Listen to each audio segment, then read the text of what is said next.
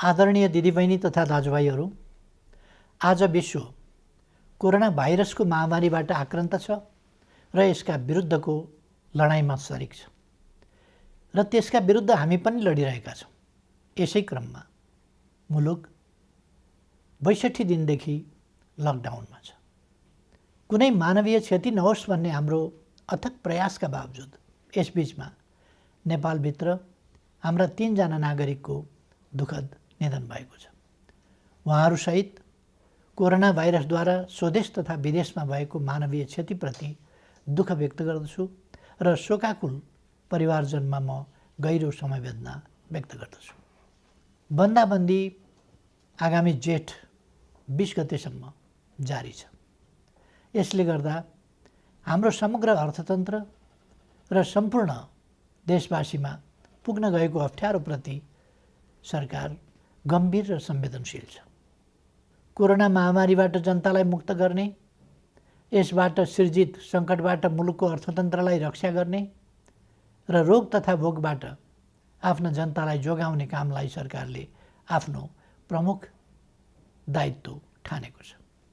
दाजुभाइ तथा दिदीबहिनीहरू, 1 महिना अघि सम्बोधनका क्रममा मैले आउने साताहरू अझ चुनौतीपूर्ण हुने बताएको थिएँ। फागुन 3 गतेदेखि चैत 29 गतेसम्म झन्डै 2 महिनासम्म सङ्क्रमितको सङ्ख्या दोहोरो अङ्कमा ननाग्नु र मानवीय क्षति बेगर बन्दाबन्दीको पालना हुनुले विश्व स्वास्थ्य सङ्गठनले हाम्रो मुलुकलाई अति जोखिमबाट जोखिमको तहमा प्रगति भएको बताएको थियो। तर नयाँ वर्षको पहिलो हप्ता बितेसँगै महामारीको सङ्क्रमण फेरि विस्तार हुन थाल्यो। यति बेला सङ्क्रमितहरूको सङ्ख्या 600 नागेको छ। आसन्न जोखिमले हामीलाई थप सजग हुन, अझ उच्च योजनाका साथ सङ्क्रमणलाई नियन्त्रण गर्न र राज्यका सबै अङ्गहरूलाई महसुस हुने गरी अझ चुस्त र प्रभावकारी बनाउन माग गरेको छ। यस महामारीलाई नियन्त्रण गर्न प्रारम्भिक दिनका तयारीमा केही अलमल जस्तो देखिए तापनि हालसम्म आइपुग्दा हामीले लिएका कदमहरू सफल भएका छन्। लकडाउनले जीवनलाई असहज त बनाएको छ, तर यसले सामाजिक दूरी कायम गर्न, केसहरू पहिचान गर्न, आइसोलेसनमा राख्न र सम्पर्कित व्यक्ति पत्ता लगाउन मद्दत पुर्याएको छ। समयमै गरिएको लकडाउन, अन्तर्राष्ट्रिय सीमा नाका र उडानहरू बन्द गर्ने निर्णय र समयमै तय गरेको अस्पताल सेवा सञ्चालन कार्यविधिको तर्जुमा र कार्यान्वयन लगायतका कदमहरूले महामारीबाट हुन सक्ने डरलाग्दो क्षतिलाई जोगाएको छ। यसबीचमा 2 महिनाका शिशुदेखि 81 वर्षीय वृद्धासम्मलाई निको पार्न सकिनुलाई उपलब्धिका रूपमा लिइनुपर्दछ। यसरी दक्षिण एसियाका कतिपय मुलुकहरूको तुलनामा नेपालमा महामारी नियन्त्रणको स्थिति प्रभावकारी छ, तर त्यो ढुक्क भएर बस्ने स्थितिमा भने छैन। कोरोना विरुद्धको हाम्रो लडाईँ निकै चुनौतीपूर्ण र लामो छ भन्ने यथार्थप्रति सरकार सचेत छ। आपूर्तिका सीमित स्रोत भएका कारण औषधि र स्वास्थ्य उपकरणको खरिदमा सिर्जना भएका केही अप्ठ्याराहरू हल भएका छन्। एकमात्र प्रयोगशालाबाट सुरु भएको कोभिड-19 को परीक्षणलाई 7वटै प्रदेशसम्म विस्तार गर्दै 20 भन्दा बढी प्रयोगशालाबाट अहिले तीव्र बनाइएको छ। परीक्षणको दायरालाई विस्तार गर्न किट तथा औषधिको प्रबन्ध द्रुत गतिमा गरी यसलाई यथाशीघ्र अझै उन्नत बनाइनेछ। विज्ञहरूले दिएको सल्लाह बमोजिम कम्तीमा जनसङ्ख्याको 2% परीक्षण विस्तार गर्ने योजनामा सरकार छ। प्रत्येक स्थानीय तहलाई कोभिड-19सँग जुझ्न सक्ने गरी स्वास्थ्य सुरक्षा, स्वास्थ्य सेवा, आधारभूत वस्तुहरूको आपूर्ति र शान्ति सुव्यवस्था कायम गर्न सक्ने तुल्याउन सङ्घ र प्रदेशबीचको सहकार्यलाई थप प्रभावकारी बनाइनेछ। खास गरी क्वारेन्टाइनको प्रबन्ध, राहत वितरण, आपूर्ति प्रणालीको व्यवस्थापन र अनुगमनमा स्थानीय तहलाई सक्षम पार्ने गरी साझेदारी अघि बढाइनेछ। क्वारेन्टाइनको सङ्ख्या बढाउने र त्यसको स्तरमा पुनरावलोकन गरी व्यापक सुधार गरिनेछ। आवश्यकता अनुसार बन्द अवस्थामा रहेका होटल तथा उपयुक्त सार्वजनिक संरचनाहरूलाई समेत क्वारेन्टिनको रूपमा प्रयोग गर्ने बारेमा समेत योजना बनाइएको छ। केन्द्रीय योजना र स्थानीय तहको व्यवस्थापनमा सङ्क्रमित नागरिकको स्वास्थ्योपचार र क्वारेन्टिनमा राखिएका व्यक्तिहरूको खानपान तथा हेरचाह व्यवस्थित गरिनेछ। महामारी विस्तार भएको ठाउँलाई सिल गरी त्यहाँ युद्ध स्तरमा परीक्षण तथा नियन्त्रणको कार्यलाई अघि बढाइनेछ। महामारी अहिले फैलिँदो अवस्थामा छ। यस महामारीसँग जुझ्न सबै सरकारी निकायहरू चुस्त र प्रभावकारी हुनै पर्दछ। समयको चुनौती सामना गर्न नसक्ने कुनै पनि संरचनाको नेतृत्वको तत्काल पुनर्व्यवस्था गरिनेछ। राष्ट्रिय सङ्कटको यस घडीमा खेलेको भूमिकालाई नै सम्बन्धित व्यक्तिको मूल्याङ्कनको मुख्य आधार बनाउँदै दण्ड र पुरस्कारको व्यवस्था गरिनेछ। कोरोना महामारी विरुद्ध एकीकृत कमान्ड एवं केन्द्रीय योजनालाई थप प्रभावकारी बनाइनेछ। सङ्घ, प्रदेश र स्थानीय तहबीच कोरोना सङ्क्रमण रोकथाम र नियन्त्रणका क्षेत्रमा जीवन्त सूचना, संवाद तथा प्रभावकारी समन्वयका लागि तीनवटै तहमा सम्पर्क व्यक्ति वा निकाय तोकी विद्यमान संस्थागत व्यवस्थालाई अझ चुस्त तुल्याइनेछ। फैलिँदो महामारीप्रति चासो राख्ने र यस महामारी विरुद्धको लडाइँमा कुनै न कुनै रूपमा संलग्न विभिन्न पक्षलाई समेटेर एउटा परामर्शदात्री संयन्त्र छिटै घोषणा गरिनेछ। दिदीबहिनी तथा दाजुभाइहरू, कुनै पनि विषयले कोरोना विरुद्धको जारी युद्धलाई कमजोर पार्न हुन्न भन्नेमा म स्पष्ट छु। मैले पहिले पनि भनेको छु, मानिसका लागि जीवन पहिलो कुरा हो। रोग वा भोग केहीबाट पनि हाम्रा देशवासीको जीवन जोखिममा पर्न नदिन सरकार हदैसम्म प्रयत्नशील रहन्छ। यस कार्यमा सरकार सबै देशवासीबाट आजसम्म प्राप्त सहयोगका लागि आभारी छ र आगामी दिनमा थप रचनात्मक सहयोगको अपेक्षा पनि गर्दछ। अहिले मुलुक बाहिर रहेका नेपालीहरूको घर फर्किने क्रम बढेको छ। मैले नेपालीहरूको ठुलो सङ्ख्यामा कार्यरत रहेका मुलुकका सरकार तथा राष्ट्र प्रमुखसँग गम्भीर संवाद गरेको छु। नेपालीहरूको अप्ठ्यारोमा सहयोग गर्न मैले गरेको आग्रहमा उहाँहरूले निश्चिन्त रहन आश्वस्त पार्नु भएको छ। म उहाँहरू सबैलाई धन्यवाद भन्न चाहन्छु। यसका अतिरिक्त कोभिड-19 को विश्वव्यापी सङ्क्रमणको कारणबाट उत्पन्न असहज परिस्थितिमा स्वदेश फर्कनुपर्ने अवस्थामा रहेका नेपालीलाई स्वदेश फर्काउने व्यवस्था सम्बन्धी विस्तृत योजना सहितको आदेश तत्काल जारी गरिनेछ। विश्वका जुनसुकै कुनामा अप्ठ्यारोमा परेका आफ्ना देशवासीहरूलाई सरकारले समयमै उद्धार गर्छ। समस्याको प्राथमिकता र देशभित्रको तयारीका बीच सन्तुलन मिलाउँदै यो काम छिट्टै सुरु गरिनेछ। सरकार आफ्ना नागरिकप्रति संवेदनशील छ, यसमा निश्चिन्त रहन म सबैमा आग्रह गर्दछु। विश्व स्वास्थ्य सङ्गठनको प्रोटोकल अनुरूप घर फर्कनेहरूको सीमा पार गर्नु अघि अनिवार्य परीक्षण हुनुपर्ने थियो, जसले महामारीलाई समुदाय स्तरमा फैलिनबाट धेरै हदसम्म जोगाउन सक्थ्यो। तर छिमेकी मित्र राष्ट्र भारतबाट अधिकांश घर फर्कनेहरू नियमको पालना र परीक्षण बिना नै अनेक कष्ट झेल्दै ठुलो सङ्ख्यामा सीमा पार गरिरहनु भएको छ। परीक्षणको अभावमा महामारी तीव्र गतिमा फैलिनमा यसले पनि योगदान गरिरहेको छ। स्वदेश भित्रिसक्नुभएका दाजुभाइ दिदीबहिनीहरूले छिटो परीक्षण गर्न, सामाजिक दूरी कायम गर्न, सुरक्षित ढङ्गले क्वारेन्टिनमा रहन र अन्य नियमहरूको पालना गर्न जरुरी छ। यस काममा उहाँहरूलाई आवश्यक सहयोग पुर्याउने थप दायित्व स्थानीय तहको काँधमा आइपरेको छ। यस्तै अवस्थामा जनस्तरमा पारस्परिक सहयोगको आवश्यकता हुन्छ। जनताबीचको आपसी सहयोग र सजगतामा मात्रै कोरोना जस्तो महामारीको सङ्क्रमणलाई नियन्त्रण गर्न सकिन्छ। हामी स्पष्ट हुनुपर्दछ, कोही पनि रहरले मात्र विदेशिएको हुँदैन। कोरोना सङ्क्रमण जो कसैलाई पनि हुनसक्छ, कसैले पनि इच्छाले सङ्क्रमण बोकेर फर्किएको पनि हुँदैन। कसैको पनि बोली र व्यवहारबाट घर फर्किएकाहरूको आत्मसम्मानमा चोट नपुगोस् भन्नेमा सचेत रहन म सबै देशवासीहरूलाई आग्रह गर्दछु। घर फर्किएका सबै दिदीबहिनी दाजुभाइहरूलाई आफ्ना कारणले आफ्नो परिवार, छरछिमेक तथा समुदायमा महामारी नफैलियोस् भन्नेमा सतर्क रहन र चिकित्सक तथा प्रशासनको सल्लाह बमोजिम स्वास्थ्य सम्बन्धी अन्य नियमहरूको पालना गर्न अनुरोध गर्दछु। अप्ठ्यारो बेलामा केही तत्त्वहरू जनतामा भ्रम फिजाएर आफ्ना अलग स्वार्थ र उद्देश्यहरू पुरा गर्न सक्रिय हुन सक्दछन्।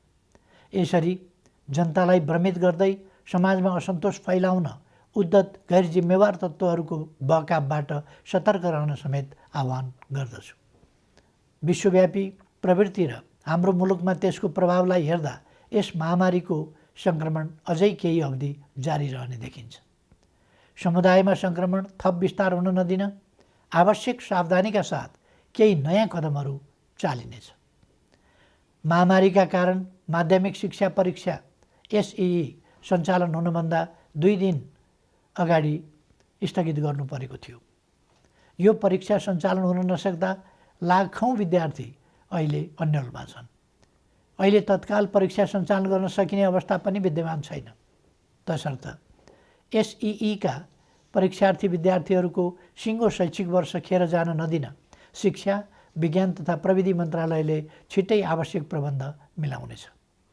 आवश्यक नीतिगत व्यवस्थासहित मन्त्रालयले भर्चुअल कक्षाको समेत प्रयोग गरी सबै विद्यालयहरूमा नयाँ शैक्षिक वर्ष अन्तर्गतको पठन पाठन सञ्चालनको काम अघि बढाउनेछ। कोरोना भाइरस महामारीको जोखिम न्यून गर्दै आवश्यक आर्थिक क्रियाकलापलाई सुचारू गरिनेछ। सरकारको नीति तथा कार्यक्रममा जोड दिइए अनुरूप खेतीपातीको याम खेर जान नदिन सामाजिक दूरी र आवश्यक परहेजलाई ख्याल गरी कृषि कार्य अघि बढाइनेछ। समुदायमा सङ्क्रमण फैलिन नदिन मानिसको आवागमनलाई आवश्यक मात्रामा सीमित गर्ने गरी प्रशासनिक कडाइलाई भने कायमै राखिनेछ। कोरोना महामारीका कारण थपिन सक्ने गरिबी र बेरोजगारीलाई समाधान गर्न कृषि क्षेत्रको अहम भूमिका हुने कुराप्रति सरकार सचेत छ। ठुलो मात्रामा आधुनिक यन्त्र र प्रविधिको प्रयोग गरी व्यावसायिकीय कृषि उत्पादनको कार्य अपेक्षित मात्रामा हुन नसक्नु, मेहनत तथा लगानी गर्ने उत्पादक र मूल्य तिरेर खरिद गर्ने उपभोक्ताको अहित हुने, तर किसान र उपभोक्ताको बीचमा रहने बिचौलियाले भने अनुचित फाइदा उठाउने जस्ता समस्या कृषि क्षेत्रमा रहेको आजको गम्भीर समस्या हो। यस समस्यालाई सम्बोधन गर्न आवश्यक खाद्य वस्तुहरूको आयातलाई घटाउने, कृषिमा आत्मनिर्भर हुने, क्रमशः कृषि उत्पादनको निर्यात तीव्र पार्ने र कृषि क्षेत्रमा ठुलो मात्रामा रोजगारी र स्वरोजगारी सृजना गर्ने कार्यक्रम हालै संसदबाट नीति तथा कार्यक्रमका रूपमा पारित गरिसकिएको छ। कोरोना महामारीका बीच पनि अर्थतन्त्रलाई चलायमान राख्ने र राष्ट्रिय गौरवका आयोजना लगायत कतिपय विकास आयोजनालाई अगाडि बढाउने हाम्रो प्रयास र प्रयोग सफल भएको छ। कोरोना महामारी बीच पनि माथिल्लो तामाकोशी, मेलम्ची, पोखरा, भैरवा र काठमाडौँ विमानस्थल निर्माण विस्तार तथा रानीपोखरी, धरहरा लगायत पुनर्निर्माणका काम अगाडि बढाउन सकिएको छ। यसले कोरोनालाई छल्दै विकासका काम अगाडि बढाउन सकिन्छ भन्ने पुष्टि भएको छ। अब नियन्त्रणको सीमाभित्र रहन सक्ने थप उद्योगहरूलाई सञ्चालनको अनुमति दिइनेछ। काममा आउने आफ्ना श्रमिकलाई समुदायमा छ्यासमिस नहुने प्रबन्ध गर्ने शर्तमा जुन जुन जिल्लाका श्रमिक हुन् तिनीहरूलाई पहिले कोरोना परीक्षण गरी प्रशासनको निगरानीमा उद्योग व्यवसाय सञ्चालन हुने स्थानमा ल्याउने प्रबन्ध मिलाइनेछ। सम्बन्धित उद्यमीले आफ्नो व्यवसायमा रहने श्रमिकहरूले तोकेको प्रोटोकल पालना गरे नगरेको अनुगमन आफै गरी त्यसको नियमित जानकारी सम्बन्धित प्रशासनिक निकायमा गराउनु पर्नेछ। यसको प्रभावकारिताको आधारमा क्रमशः थप व्यवसाय सञ्चालनको प्रक्रिया अघि बढाइनेछ। दैनिक आवश्यक वस्तुहरूको आपूर्ति सहज तुल्याउने र आन्तरिक उत्पादन वृद्धिका लागि कच्चा पदार्थदेखि उत्पादित वस्तुको बजारसम्मको श्रृङ्खला अवरुद्ध हुन दिइने छैन। आवश्यक वस्तुहरूको आन्तरिक ढुवानी र आयात निर्यात सहज बनाइनेछ। कोरोना महामारीको असरबाट क्षति भएका औद्योगिक व्यावसायिक क्षेत्रका लागि राहत सुविधाको व्यवस्था सरकारले गर्नेछ। यस्ता सुविधामा कर सहुलियत, शुल्क मिनाहा, कर्जाको ब्याज सहुलियत, सहज ऋणको उपलब्धता, एवं विद्युत लगायतका क्षेत्रमा दिइने छुटहरू पर्नेछन्। निजी क्षेत्र सबल नहुँदा अर्थतन्त्र सबल हुन सक्दैन भन्ने यथार्थलाई सरकारले राम्रोसँग बुझेको छ। शिथिल बन्न पुगेको अर्थव्यवस्थालाई दुरुस्त गर्न आवश्यक आर्थिक पुनरुत्थान सम्बन्धी विस्तृत प्रस्ताव अर्थ मन्त्रालयले छुट्टै जारी गर्नेछ। यस अप्ठ्यारो समयमा अपाङ्गता भएका व्यक्ति वा अन्य कसैको पनि राज्यले उपलब्ध गराउँदै आएको सामाजिक सहायतामा कटौती गरिने छैन। सामाजिक सुरक्षाको दायरा फराकिलो पारिनेछ। योगदानमा आधारित सामाजिक सुरक्षा प्रणालीलाई परिमार्जन गरिनेछ। यस प्रणालीमा आबद्ध सबै श्रमिकहरूको सामाजिक सुरक्षा कोषमा गर्नुपर्ने योगदान रकम हाललाई सरकारी कोषबाटै मिलान गरिनेछ। श्रम गर्नै नसक्नेलाई राहत दिउँ, बाँकी सबैलाई काम दिउँ र आर्थिक रूपमा भर्ते गरौँ भन्ने मान्यतामा सरकार दृढ छ। प्रधानमन्त्रीको नेतृत्वमा रहेको प्राकृतिक विपत्ति न्यूनीकरण तथा समस्या समाधान कोष र गृहमन्त्रीको नेतृत्वमा रहेको प्राकृतिक विपत्ति राहत कोषमा समेत रहेको रकमको महत्त्वपूर्ण हिस्सा कोरोना सङ्क्रमण रोकथाम नियन्त्रण तथा उपचार कोषमा हस्तान्तरण गरिनेछ, जसबाट कोरोना रोकथाम नियन्त्रण र उपचारमा थप योगदान पुग्नेछ। यति बेला विदेशमा रोजगारी गुमेर ठुलो सङ्ख्यामा हाम्रा श्रमिकहरू स्वदेश फर्किनु भएको छ। साथै कोरोना महामारीका कारण नेपालमा कार्यरत विदेशी श्रमिकहरू पनि ठुलो सङ्ख्यामा आफ्नो देशमा फर्केको या फर्कने अवस्था रहेको छ। मुलुकमा विद्यमान र यस्ता विभिन्न ढङ्गले सिर्जना भएका रोजगारीका अवसर, विदेशमा रोजगारी गुमाएर स्वदेश फर्किएका र स्वदेशमै रोजगारविहीन नेपालीहरूलाई उपलब्ध गराइनेछ। यसका लागि आवश्यक पर्ने उपयुक्त सिप र तालिमको व्यवस्था सरकारले गर्नेछ। कृषि, साना तथा मझौला उद्योग, व्यवसाय, निर्माण तथा सेवा क्षेत्रमा स्वरोजगारी सृजना गरी आत्मनिर्भर अर्थतन्त्रको गन्तव्यमा अघि बढ्ने विषय पहिले नै चर्चा गरिएको छ। सङ्घ, प्रदेश र स्थानीय तहको सहकार्यमा पारिश्रमिक सहितको जनसहभागिता र प्रविधि सहितको श्रममूलक विकास निर्माणका कार्यहरू स्थानीय तहमा सञ्चालन गरिनेछ। प्रधानमन्त्री रोजगार कार्यक्रम अन्तर्गतको रोजगार सेवा केन्द्रलाई श्रम ब्याङ्कको रूपमा अघि बढाई सूचीकृत श्रमिकलाई उपलब्ध रोजगारीमा परिचालन गरिनेछ। स्थानीय तहहरूले स्वदेश फर्की बेरोजगार रहेका र स्वदेशमै रही रोजगारीको अवसर नपाएकाहरूलाई रोजगार सेवा केन्द्रमा दर्ता हुनका लागि सहजीकरण गर्नेछन्। दिदीबहिनी तथा दाजुभाइहरू, कोरोना भाइरसको महामारी हत्तपत्त नहट्न पनि सक्छ भन्ने वास्तविकतालाई हामीले आत्मसात गर्नुपर्दछ। भाइरसको औषधि छैन, यस भाइरसको पनि औषधि छैन।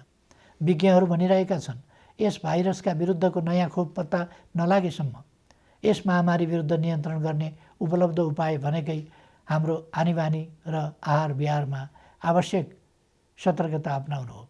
हालसम्मका उपायहरू हुन् भाइरसलाई व्यक्तिबाट व्यक्तिमा सर्न नदिन, सामाजिक दूरी कायम गर्ने र हरेक व्यक्तिमा प्रतिरोधी क्षमता वृद्धि गर्ने। सोचौँ, हुने खाने हुन् वा हुँदा खानेको अचारको रूपमा होस् वा तरकारी, हाम्रा भान्सामा प्रयोग हुने केही तत्त्वहरूमा किन समानता पाइन्छ?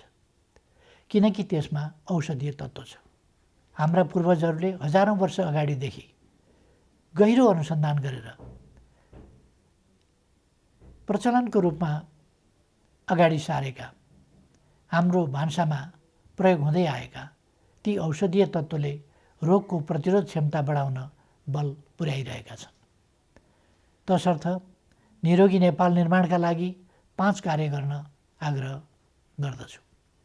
पहिलो, यस महामारीसँग लड्दै निरोगी नेपाल निर्माणमा आफूलाई तयार राख्न उपलब्ध आहारलाई स्वच्छ र सन्तुलित बनाऊ।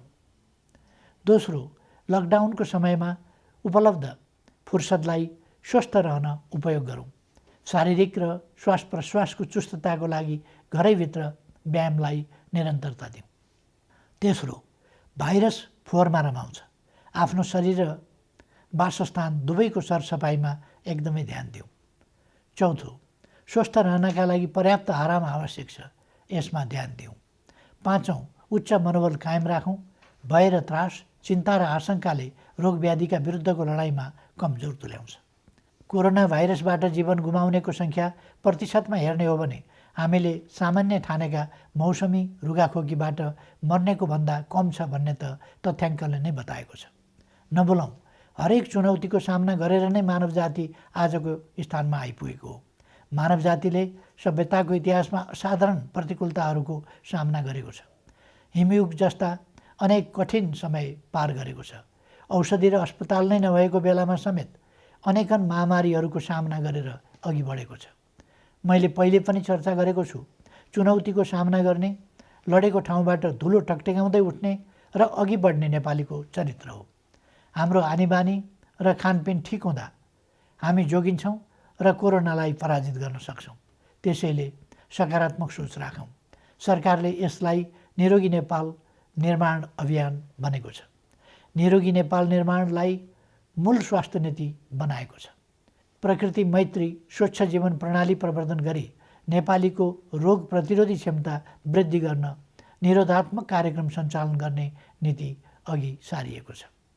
हाल कोरोना महामारी विरुद्ध सबै सामर्थ्य लगाउने र कोरोना मुक्त नेपालको स्वास्थ्य सेवामा प्रतिरोधात्मक र उपचारात्मक विधि अवलम्बन गर्न सरकार प्रतिबद्ध छ। नेपालीहरूको मनोबल उच्च छ र प्रतिरोध क्षमता पनि असाधारण छ। यस महामारीलाई सरकारले अघि सारेका विभिन्न उपायहरूसहित आफ्नो उच्च मनोबल र प्रतिरोध क्षमताका साथ पराजित गर्नेछौँ भन्ने मैले विश्वास